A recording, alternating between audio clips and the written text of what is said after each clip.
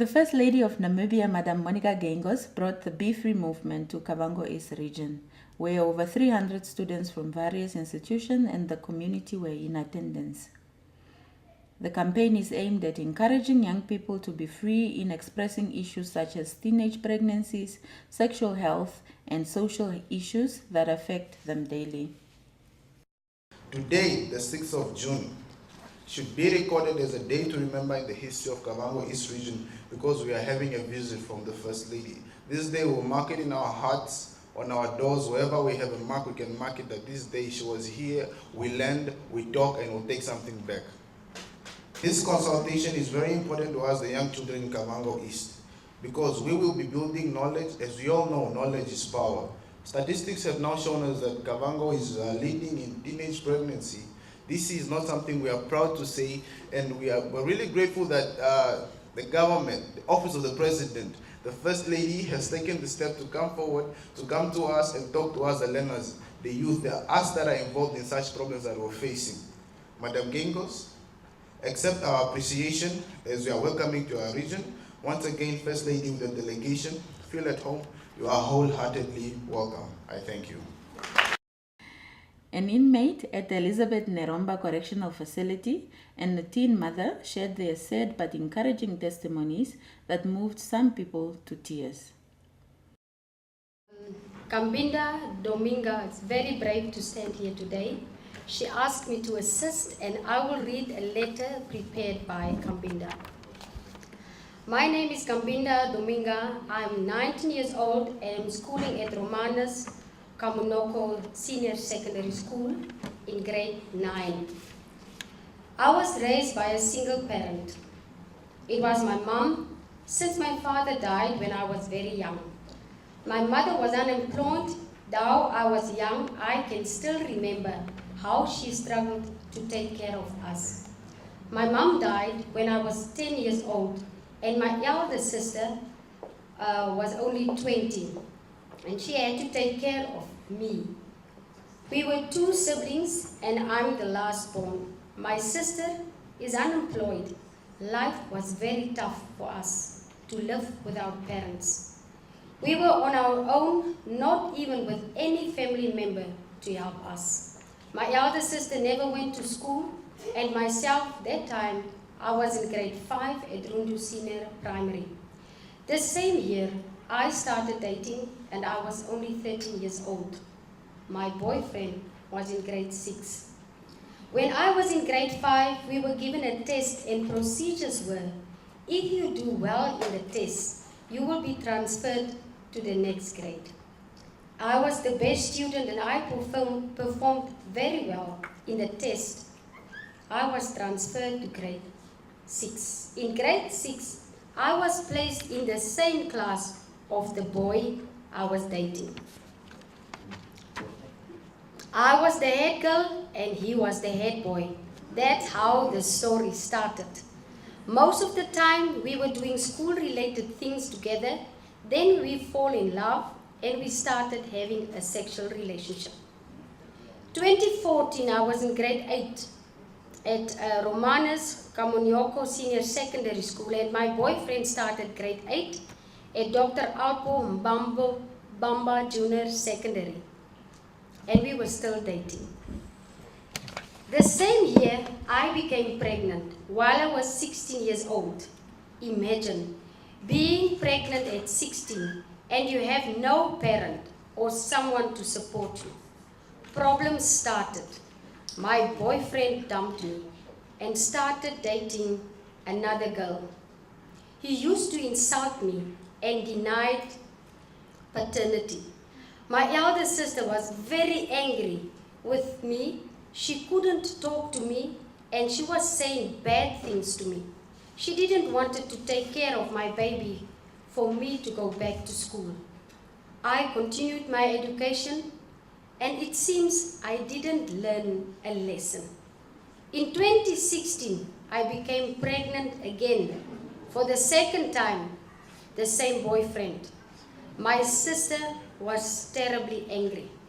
She decided to lock me outside during night time and chase me out of her house. Reason being, she is tired of me and I don't bring money or food in the house. In August, she told me to go stay with the father of my kids and his family. My boyfriend decided to rent for me a house. He didn't want to stay with me.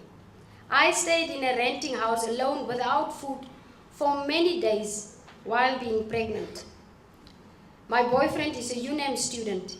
He couldn't provide all my needs and he didn't have time for me. I decided to abort the pregnancy when I was 4 months. I started asking my friends how to make abortion and got advice on how to do it.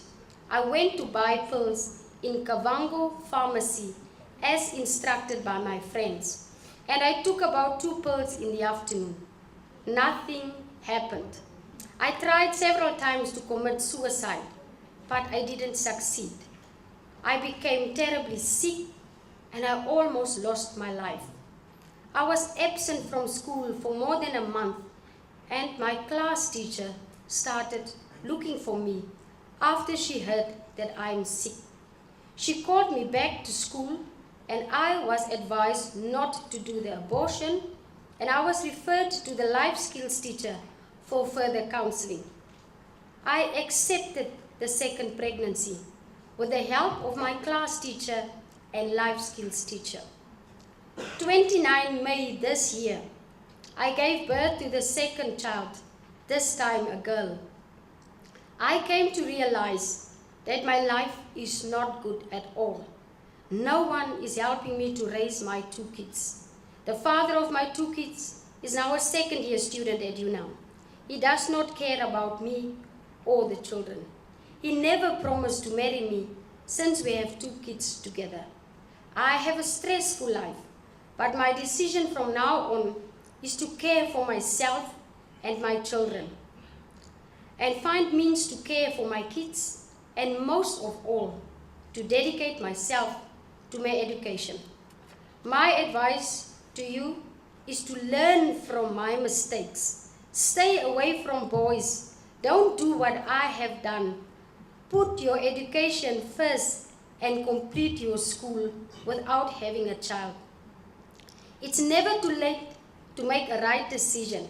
Fellow girls, let's stand for our rights and be someone in life. Currently, she's back with her sister, no income. She's going many days without food and she needs to breastfeed. But she's determined to finish the school, and she's grateful for a class teacher and a life skills teacher who cared enough to come look for her at home.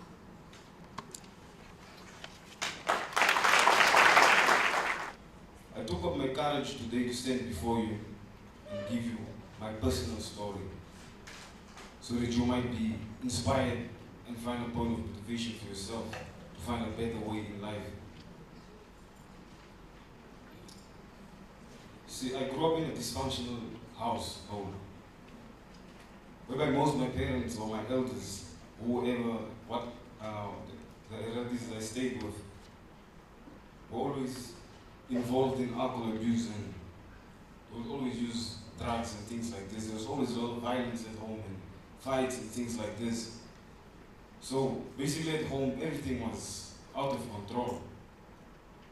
Basically, as I grew up in this kind of environment, exposed to a lot of different kind of things, all these I adapted and imitated, which led me to a very destructive lifestyle. Basically, it all started from the house. See, I didn't grow up with both my parents. I grew up with my auntie, who is the sister of my father. As I grew up with my auntie, there was a lot of discrimination at home, because I wasn't with my parents and I couldn't approach anyone to speak to and share what I felt inside. And at home, there was always a lot of wild parties and people drinking, and these were my elders basically at home, people who were supposed to lead me to the right direction. So with all this that was exposed to me, it had a very big impact on my life, but the people who took care of me never realized. So, as this went forth, I grew up. I was around 12 years old when I began smoking. I started very young due to circumstances at home. I was very young, but I was already stressing a lot. It's abnormal to stress at such kind of age, but a human being does stress. Due to this stress, it led me into a destructive way of life. I started staying with bad people, bad associations, negative people, people who were inconsiderate about doing the right thing, basically in life. As I grew up, I stayed most of my time with these people, away from home, because at home there was always an unpleasant situation. It was always uncomfortable. I was always insecure around my own family because of how they treated me. At the end of the day, I decided to move away from the place I lived, basically. I started hanging around with a lot of friends, different people. And during this time, I was still going to school. But fortunately enough, I completed my grade 12. As I hanged around with these guys, I learned and experienced a lot of different things in life. Just as you were saying here, teenage pregnancy and alcohol abuse and parents at home not doing their part, no support. Basically, I grew up without being loved. I felt lost, I felt rejected, I felt pushed away, I felt like I wasn't a human being, nobody cared about me. Basically, I was depressed. Indeed, prison isn't an easy place to be in, it's a very hard place. You see, you find different people there, you find people with different crimes, different sentences, long, short. And you get people with very cruel mentality there in prison. And they tend to restrict you. And it's very heavy in prison, it's not really easy. But during my stay in prison, as I served my time, I gained the courage to see an opportunity and to make the most out of it. These opportunities arise when prison presented most of us inmates, offenders who are in prison, with rehabilitating programs such as AVP, religious programs, and so forth. So I decided that, no, let me try and get involved into these activities and see, maybe I can change something about my life, because I wasn't really satisfied. Nobody is satisfied when you see your life going into the wrong way, not at all. Nobody is pleased with going to that kind of direction in life. So you have to make a decision, and your decision must be based on the right thing. So I had to make a decision. I took a choice. I decided, no, Epa, let me do something better for myself. My life is going down. You see, most of my cousins right now, they're at Polytechnic, some say they're at university here in the Rondo. Some of them are teachers, one is studying for BA, the other one is a lawyer. Here I am today. I could have been very far. I lost a lot of things in my life, man. Let me try to start rebuilding my life through prison today, through this difficulty and pain that I'm feeling today. Because the First Lady to me, whenever I see her visiting the prisons, she is as a mother to me. Whenever I see her, how she communicates with the inmates, it touches my heart a lot. And I feel very much emotional. And I really, us prisoners, we tend to lack love. People don't care about us, people judge us, people trample us, people downgrade us, people insult us. But she is always there. She listens to us. She gives attention to our problem. She's here today to see a change. Please appreciate her presence. Be thankful that she is here. It's not every time that you get someone special around your meets here. Be thankful. Do the most with your life. Be leaders of the world, this country. You see, we have a lot of debt. And you are the people who can bring development in this country. If not today, you start changing. Who's going to be the future leaders of this country? What you decide today is going to impact your life tomorrow. Make the best out of every effort or every opportunity that you have. Make the best out of it. And don't lose courage. Don't lose hope. Keep on moving forward. The way is always brighter. Depending on how you make your decisions.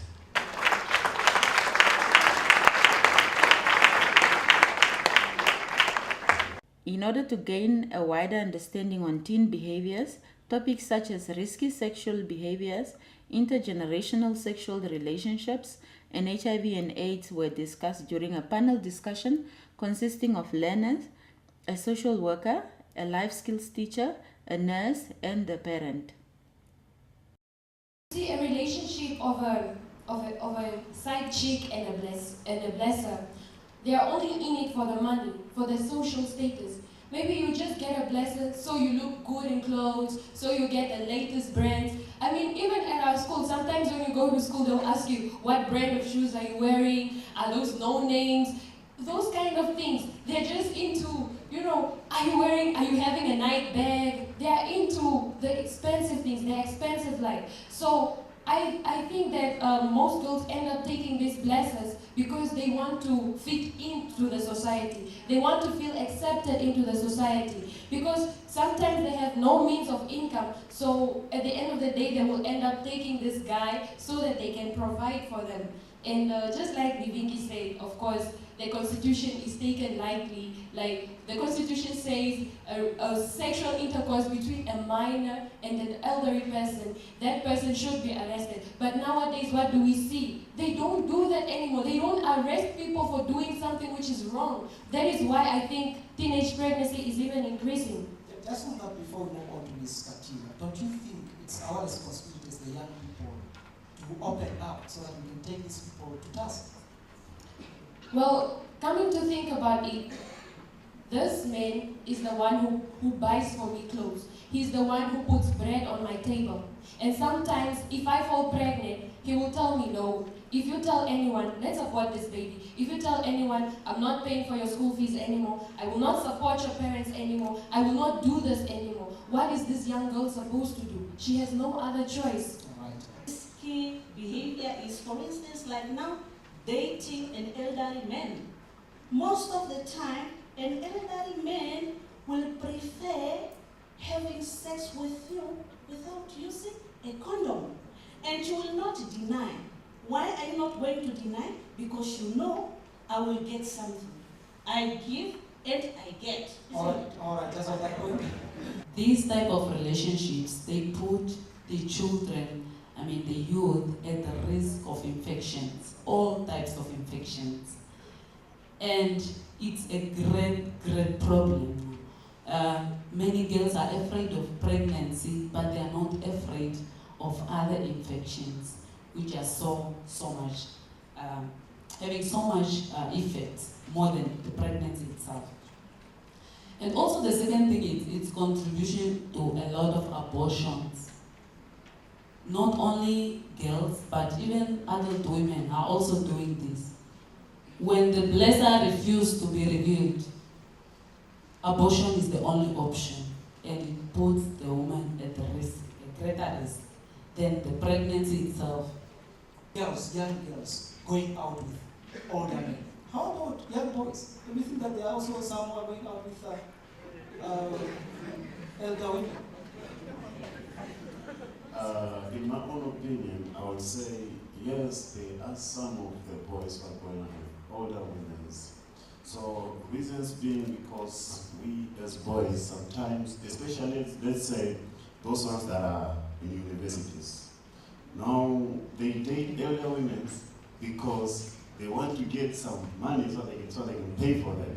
They want to get money so they can support themselves. These are some of the reasons that are forcing these young boys to go for elder women. I wouldn't deny that. Yes, it is happening with boys too. Of blessers and blessees, mostly, okay, this is not the only reason, but the one they use the most is poverty. But this is what I believe. We, the teens, use poverty as an excuse because you come from home where you eat breakfast, lunch, and dinner. But because at school you saw that this friend of yours is having an iPhone 7, you decide that I also want that, forgetting that your parents cannot afford it. And then what happens? You get yourself a blesser. But forgetting that that man will leave you with a disease and a baby with nothing. All right, thank you very much. Think about parents taking care of their children. It has to start, I don't know where to start. Our mindset needs to change. The community needs to look into this, and at some point we were asking, if everything goes back to culture and the traditional authority, but what are they doing about it? we can look at the Constitution and say the rape. Why are we not doing anything? Why are we not implementing what the Rape Act says? But these cases are not reported. They are underreported. They seal it and they close it. So this is where we have a problem. They don't report most cases. And our parents don't even want to talk about it. All right. We have to put or to make our children realize that it's important to have goals, and it's important to practice goals like every day. If their parents could display their responsibilities fully, then we wouldn't have this high rate of teen pregnancy in Kavango. Because as my teacher here said, education starts at home. Parents have to lay the foundation, and the teachers or other persons that will come need to build in the foundation.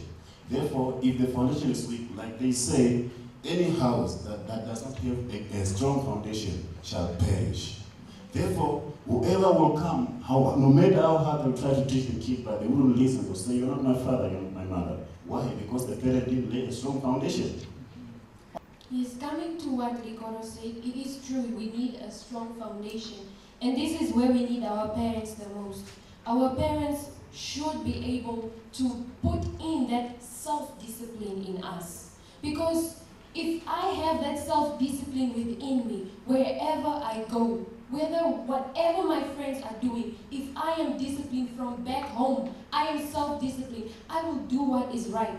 That is why we recommend parents should upbring their children, making them become, self-disciplined. They should be able to discipline themselves, do the right thing, whether or not their parents are there. That is what I recommend for the parents to do the most.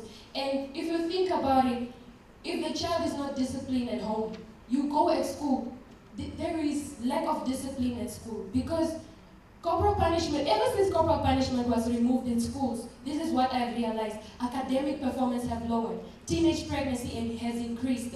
Why? Because when you have a car and one tire comes out, if you remove a flat tire from a running car, you have to replace it with a new, better one. You cannot replace it with a flat tire. Now, you have to put on a better tire in order for your car to move stable. That is why I say corporal punishment was removed, and they failed to put in something that will hold discipline in schools. Young people are calling for corporal punishment to be reintroduced in schools. Because sometimes the parents are talking and then we the learners or we the children do not want to listen. First of all, those people have already lived their life. It's in your hands. You're destroying your own life by not listening to them. So number one, love yourself. Number two, respect yourself. And number three, respect where you came from. And that's where? In your parents' house. Respect them, they're the ones that are taking care of you. If you can do that, believe me, you'll stay away from sex. All right, we are...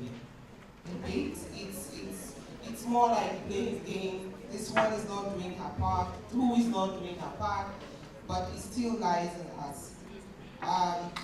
For us who are providing social services, the first drive that we spoke about is communication with parents. Some said revenge, to stir up your parents. I should say that when you feel that the relationship between you and your parents are not so good, you have social workers that we do family therapy. We help you work on your relationship. Communication, it does a lot. It helps. It lifts up the burden. You can always get help. Be it in any way. Approach a social worker. We are there at Ministry of Gender. Our doors are open. It's free. We don't judge anyone. If you don't get help at Ministry of Gender, you can always go to Ministry of Health. So government has also made it so easy for everyone to access services. NAPA is there, there's a social worker. So why are we running away from all the services provided to us? You can access it without paying a cent. It's not like going to the hospital where you pay $4. You just knock on the door and then we assist you. All right, thank you very much, Ms. Rita. I'll say yes, they're involved in this sexual behavior. because most of the time, teenagers, they do have sex with other teenagers. It's because they just want to have fun. They say live life, it's part of having fun if you are having sexual intercourse. It's because others are doing it, so you copy from others instead of you following what's right. Just because others are doing it doesn't mean it's right. So you have to believe what's right and do what's right. That's all I can say on that. All right, let's move on to Renate. Well, on that, I want to bring up over drinking and something called silver bullets. I'm sure many of the teens know it. Well, for me, I just learned it recently. That's a joke. Actually, here's the thing. I'm invited to a party with my friends. I'm a good girl, well known at home that this girl does not behave badly, and then I drink until I'm totally drunk. Or I try to drink responsibly, leave my glass there, and then go and talk on the phone. But when I come back, somebody has spiked my drink with something called silver bullet. And then I wake up the next morning, not knowing in whose bed I am, and then it turns out I contracted HIV there and got pregnant. So who's to be blamed? We have to take care of ourselves. Because if only you didn't leave your drink there, none of that would happen. And also the people who are doing this should be punished. They should be arrested for it. All right. Thank you very much. Scooby, what do you say on that? Well, thank you very much. I would like to bring out the statement that the youth say nowadays, YOLO, stands for you only live once. Well, this is one thing that I would like to mention that my mother always told me, sex will never expire. It will never expire. Now, if you come and think about it, most of the teenage pregnancy cases are mostly reported, what I have realized, are mostly from rural areas, like those informal settlements. Why? If you walk in a rural area, those settlements, walk in a street, believe me, you will find 5 shabins in one street. 5 shabins. And these learners are exposed to such things. Even if you want to study, you hear your friends dancing quadradinho next door. Obviously, you will be distracted by this. There are way too many shabins in those informal settlements. And parents also. There's risky sexual behaviors. Parents sometimes are not open. And they will just tell you, yes, don't have sex. And that's it. Did you explain why? Because as children, as teenagers, we have this mindset. When you tell us, don't change that, if you leave a child with a TV remote on the table, even if the child was playing with something else, but if you stand up and leave the room and tell them, don't touch the remote, when you come back, they're touching the remote. You did not explain why they shouldn't touch it. Even a kid, you have a candle there, don't touch the candle. They will touch. Why? You should explain, you should be open with your children. A, B, and C to Z will happen to you if you don't do that. All right. Number one, the truth is that there is less condom use. And that's generally speaking, there's less condom use. We have condoms at our facilities. And we only see boys who comes and collect condoms. Girls are shy. On what the nurse said, when girls are from their holiday, they go and get pregnant tests. I'll say this. In rural areas, in order for you to get a clinic, you must pass certain villages or walk for a long distance before you get a clinic. For instance, I want to go get my contraceptives, so I go to other time. I'm so exhausted, and you're telling me I should come back, so I'll end up doing what? I'll just go and stay at home. When I go back, my girlfriend wants sex. And at the end of the day, what will happen? I'll fall pregnant, or if I went there to get condoms, I won't get them, telling me that they got finished last week and they're waiting for them. So I'm just saying that the government should increase healthy facilities and also the availability and access of contraceptives and other contraceptives that can prevent teenage pregnancy and other things. Or coming back to the condoms, most of the time when I discuss with boys, like, why don't they like using condoms? They say the ones that are in shops, they are expensive. And these GRA condoms, they smell bad. So I just want to ask the First Lady and the government and all that, maybe they should flavor them. Yeah.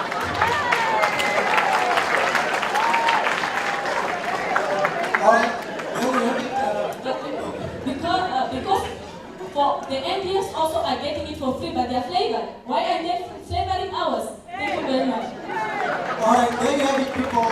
That's how she has concluded, calling on the Minister of Health and Social Services to provide more. At the same time, she has also called on the politicians just to make sure that they add some flavors. Geingos wants teens to be able to engage in open dialogue with their parents, health workers, teachers, and the community in order to change the mindset of young people and decrease teenage pregnancies and HIV and AIDS infection among the youth between the ages of 14 and 24. The First Lady encouraged parents to lay strong foundations for their children so that they can be disciplined and use their common sense when making life-altering decisions. Geingos highlighted the critical role of a mother in the life of a child between the ages of 0 to 6 in providing intimacy and teaching them to be affectionate. In addition, she also encouraged fathers not to neglect their roles between the ages of 6 to 12, where children need to learn boundaries and restrictions from their fathers. I'm getting a bit worried because we're hearing the same things. There's some issues that are specific to regions, but generally the issues are the same. And I must say, I noticed Veronica. It's Dr. Veronica Teron, the lady who was reading the girl story on my behalf. She works in my office. She's a child protection expert. And she has a PhD in the protection of children. So she has seen the worst of the worst. And the kind of things that my office is dealing with these days is the worst of the worst. So when I noticed Veronica starting to get emotional when she was reading that story, I started to understand, I think she's feeling the way I feel. These things are getting tiring. It's the same issues. And we're speaking to you about the same things. And there's two problems. It's a problem in, yes, young people sometimes not listening. But I'm agreeing with Enrico. It's starting in the house. And us, the parents, we are failing our children. Because there are certain basics we have to do. And it's not instinct to parent. You don't intuitively know what to do. A child's brain development starts when you are pregnant. And from the age of 0 to 2, a child's brain development requires certain things. And it needs especially the mother. So issues like intimacy, which is why the Lord created breastfeeding. Issues like skin-on-skin contact, assuring a baby. It's a very important stage. Up until 6, a mother is very important, not so much the father. The father is important, but up until the age of 6, a mother is critical. Because that's where a child learns love. From the age of about 6 to 12, that's where the father's role becomes very important. Because that's when boundaries have to be set. Go and clean the garden. Don't speak like that to your mother. You need to respect your sister. That's where a child will also try and push boundaries and see how far can I go, and the father's role is to say, no, you don't do that. And a hiding if need be, or as my colleague over here says, wasn't you, about the corporal punishment, where she said, replace the corporal punishment with something constructive. From about 12 to 18, that's when your friends, your environment becomes important. And that's where peer pressure issues come in. Now, if this is technical, and this is scientific, you can go read textbooks about this. So if a mother is addicted to drugs or is an alcoholic, between the time, or she's a child, between the age of 0 to 6 of her baby, can she provide that intimacy the baby needs? Between the age of 6 and 12, if the father is absent, or there's gender-based violence in the home, or there's no father at all, what does this do to the brain development and character development of this child? If you think of the most problematic men you know, ask them about their relationship with their mothers. Either there was no love, if she was there, or she wasn't there, or they have a problematic relationship. If you find the most problematic, insecure woman you can find, ask her about her relationship with her father. And again, he wasn't affirming her that, my goodness, my daughter, you are so special. You are so beautiful. Don't worry, you'll pass the next test. Affirmation. So the lack of intimacy, the lack of love as small people, it makes us who we are as adults. When we cannot connect, when we think it's okay to have 5 girlfriends, it's cool. Us girls looking for love in all the wrong places. The minute a boy shows interest, we do whatever he wants us to do. Being desperate to find a husband, being desperate to keep our boyfriends. So it starts with the parents and the home. And if the home fails, our society fails. And I think our homes are failing, if they've not failed. And we've got too many young people like Enrico, and the reason I get emotional each time is that there are people in prisons who need to be in correctional facilities. Because you do get people who are inherently criminal, who are psychopaths. There's nothing we can do. But there are too many young people in our prison system because we failed in the home. I'm not saying he doesn't deserve the jail sentence he got, but I'm definitely saying that his life could have been different if the home environment was different. And we've tested this. I'm not saying this as an opinion. We've done actual research, the Office of the First Lady, in the correctional facilities, where we've spoken to inmates to ask them, especially the ones who committed GBV-related crimes, what were the drivers? And again, the issues are the same. Lack of love. Feelings of anger and not knowing how to deal with them. Frustration, stress, not feeling understood. Some know that they had some kind of mental issue, whether it was depression, whether it was bipolar disorder. They knew there was something wrong in their reasoning. And even if they tried to find a social worker or a psychologist, the psychologists or social workers, their caseload is so high that they're dealing with people who are imminent threats to others, not somebody who's got faults that are problematic. And we have to ask ourselves, what is it that we can do to change your mindsets?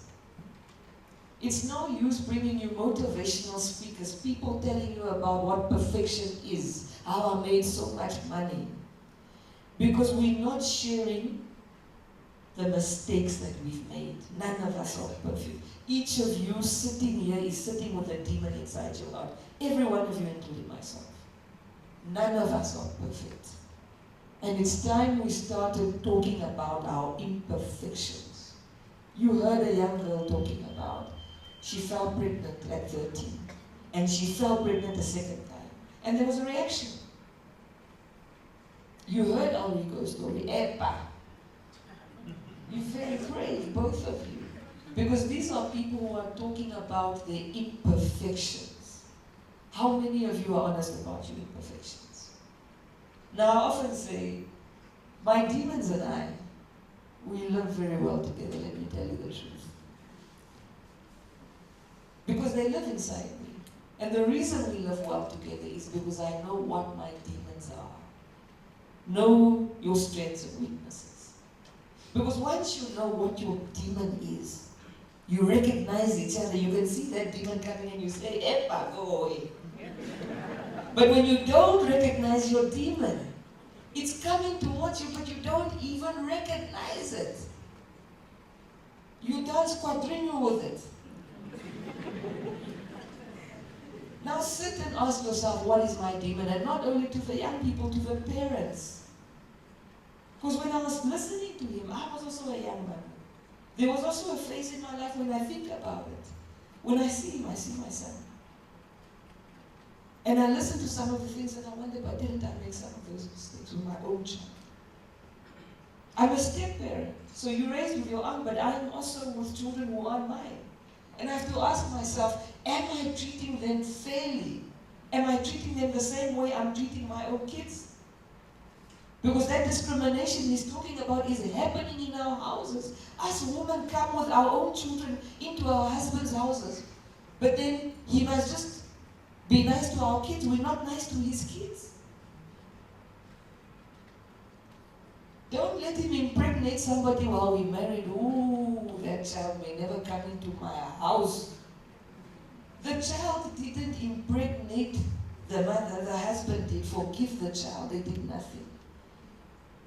So taking out our frustrations of what our husbands have done and treating their children badly because we're jealous or angry with the mother of the child has to stop.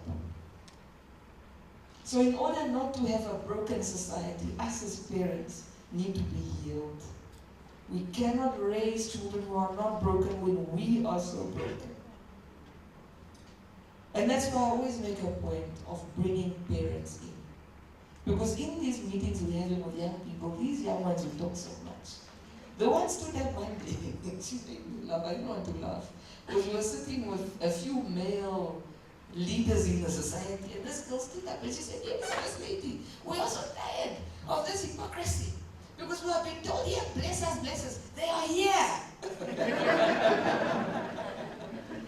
Meaning somewhere in the crowd, there was a man who was guilty of what we were talking about. And this girl knew about it. We go to the center, we are with them. We are dancing, we are drinking together, our life skills teachers, some of them. So that puts us into a position as parents, because you could see people were sweating, they were stressed. Because these guys are so opinionated, they'll say, you, stop laughing, it's you. So I realized, but there's also hypocrisy in some of the things that we deal with. Because we're doing the very things we're talking. I think everything that was discussed here today, one of us have done. Will be a woo-woo, so shocking. You did it and you know it. Myself included. I was listening, yeah, you people with grown men pension, and my husband is 75. So let's start there. With intergenerational relationships, because I'm guilty there. And since it's not a secret, let me start with what we all know.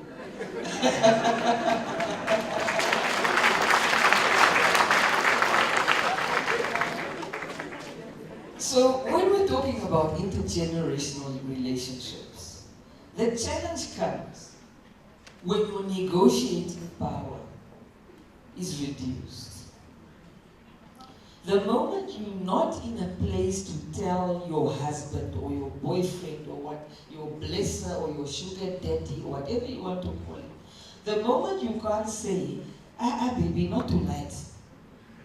When he doesn't want to hear that story, it means you have a problem. When he doesn't want to hear a story of condoms, you have a problem.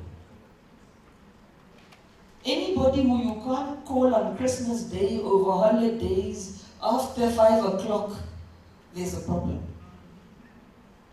So the issue with intergenerational relationships is normally younger women, especially between the ages of 15 to 24. So luckily I'm not a blessee because I'm a grown woman. And I have my own money. So the moment you can't negotiate your issues around sexual health and reproduction, the moment that you get pressurized into having an abortion, you have a problem. And not only in relation to pregnancy, but also in relation to infections like HIV. We only speak about HIV. There's another infection, the HP virus. The HP virus causes cervical cancer. And the moment you have many sexual relationships, you increase your chance of getting HPV. Now, cervical cancer is the cancer that is killing women most, second only to breast cancer. And imagine it's a cancer, firstly there's a vaccine, but it's a cancer that's preventable by really using protection and not having multiple sexual partners. But it's also a cancer. So it's not only preventable because there's a vaccine and you can use condoms, it's also treatable, meaning once you come early to a clinic and you are screened for cervical cancer and you have it, you can be treated and you don't necessarily die. But most women are presenting too late to the clinics. So by the time they found to have cervical cancer, it's too late. So we start dying unnecessary deaths only because of a lack of information.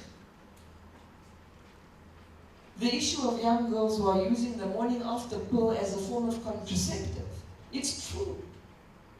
And we're not understanding the side effects of the morning after pill when you start using it regularly.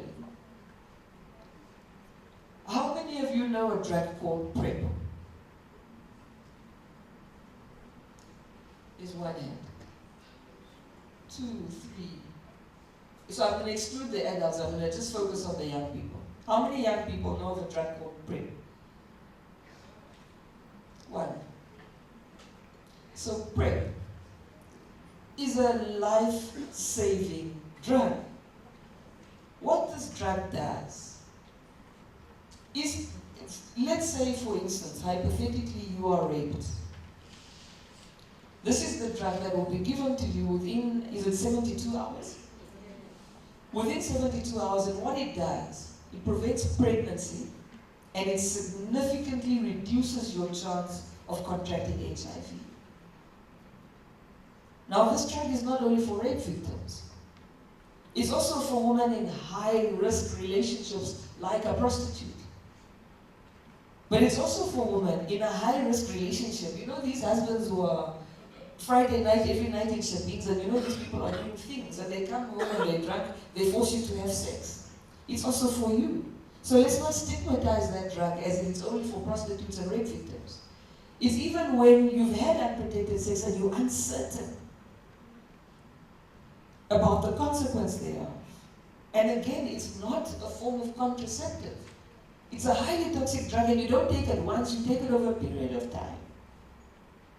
But the fact that we don't know about PrEP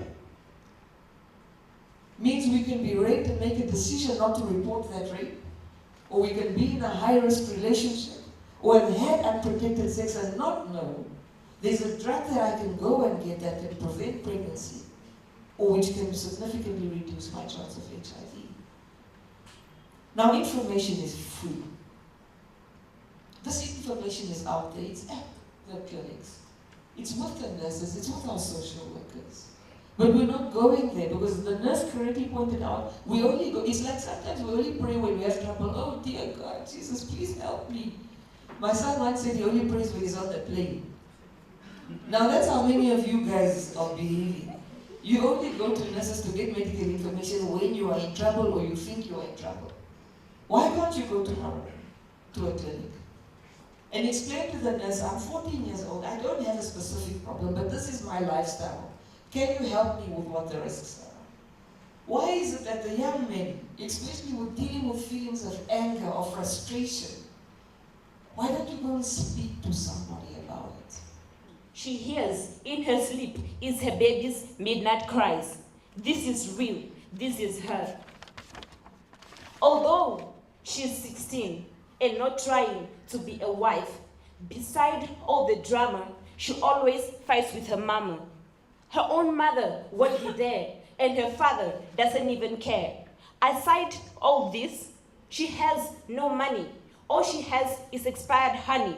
She's young and beautiful, but beside all, she's so powerful. How do you prevent this? Why are you asking me? We are only here to tell you not to have sex at 16. To all the boys and girls too, don't have sex until you know you are true. Be free, stay free, AIDS free, I'm free. I thank you.